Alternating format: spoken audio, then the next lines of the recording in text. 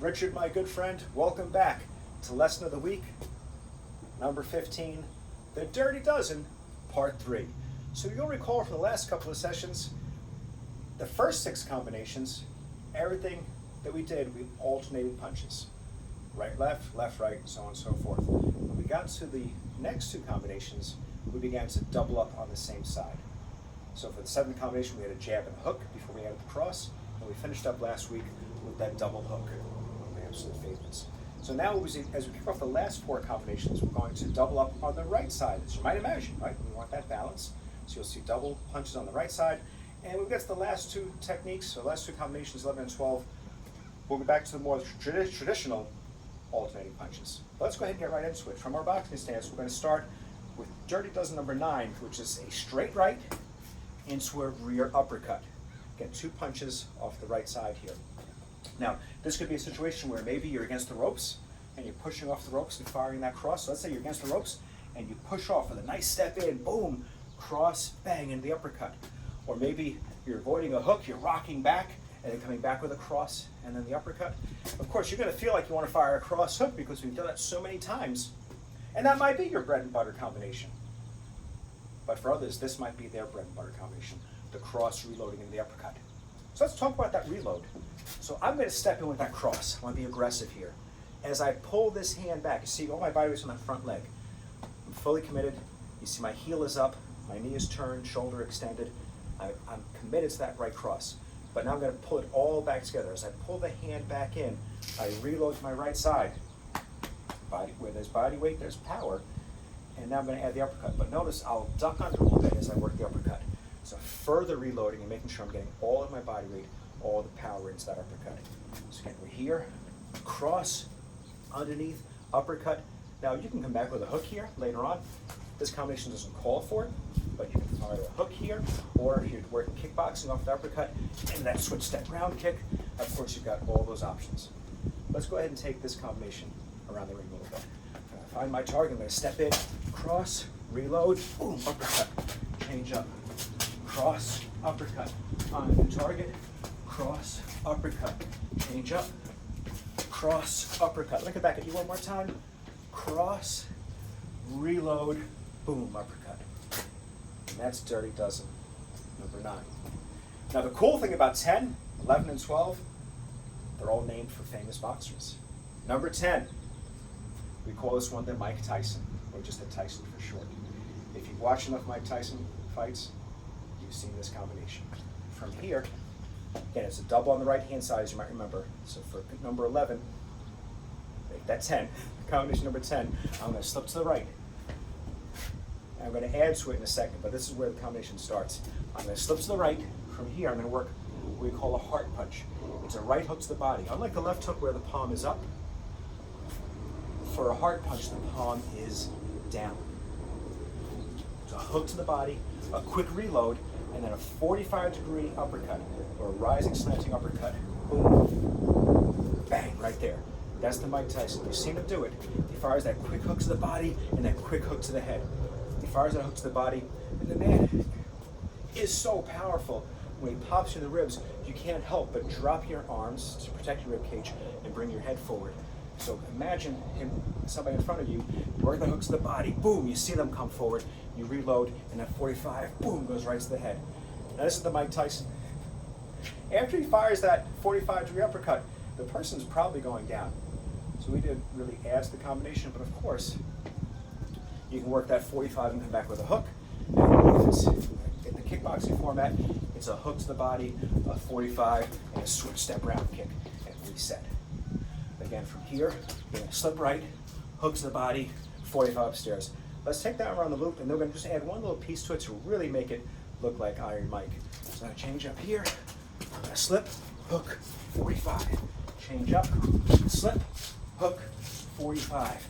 Change up, slip, hook, 45. Change up here, slip, hook, 45. Let me come back at you now. You know, Iron Mike had the most magnificent head movement of any heavyweight I've ever seen. He would come in, he'd do a little slip, and then work that little combination. So you can add an extra slip to it in your practice if you'd like to. I like to add the double slip We also call it a scramble step. We're gonna scramble, scramble, and then we work the 2 punches.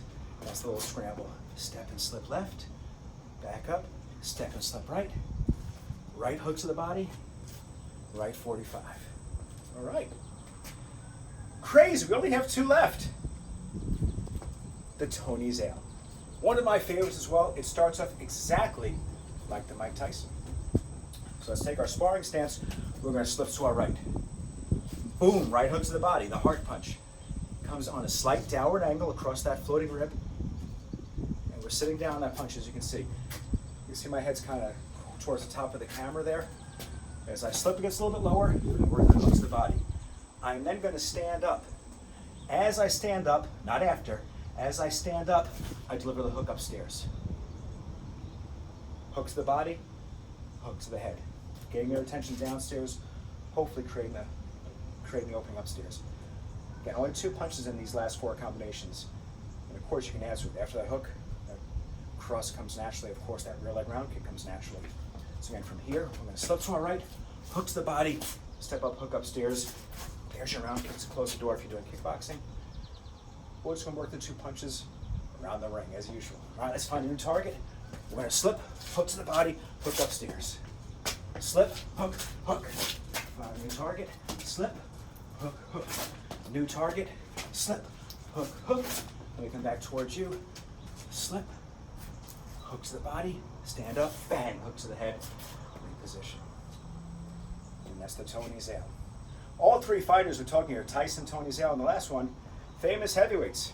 Really good ones too. The last one, we saved the best for last. This is called the Ali. Muhammad Ali, the greatest of all time, in my professional opinion.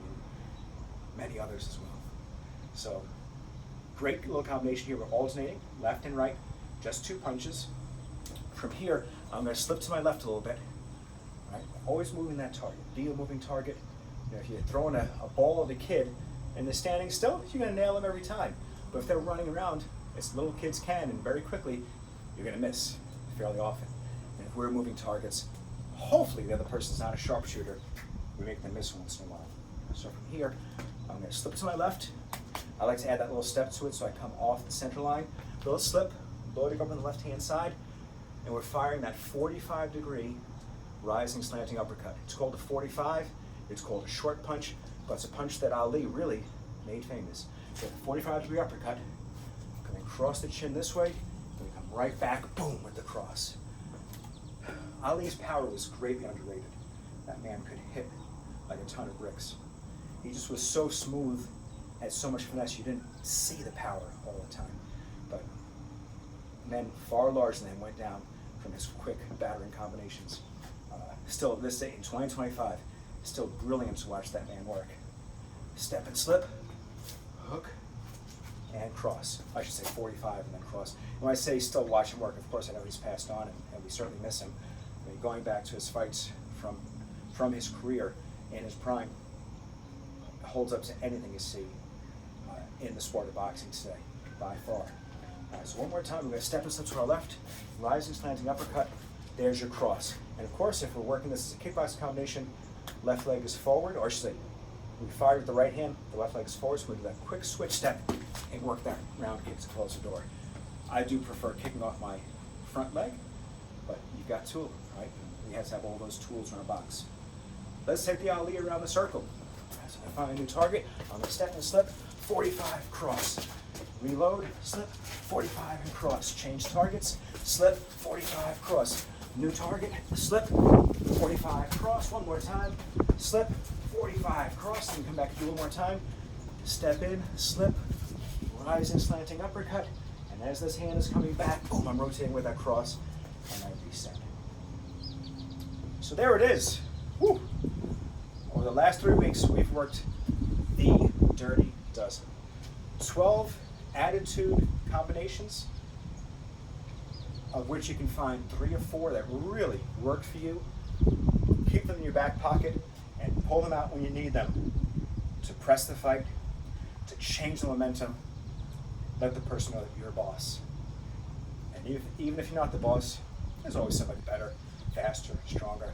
Let them know that you're in the fight and you're not there to be their punching bag. greatest sport in the whole world, the sport of boxing. Couldn't love it more. I hope you're enjoying these lessons of the week. I'm having an absolute blast filming these for you. I'm glad we can get these Dirty Dozen on the camera for you now, and I look forward to next time where we're going to take you through advanced footwork, or footwork number 2. We're going to add a little bit of a bounce to our step. Hopefully by then you'll be ready to do that. Until then, my friend, thank you so much, and I'll see you next time.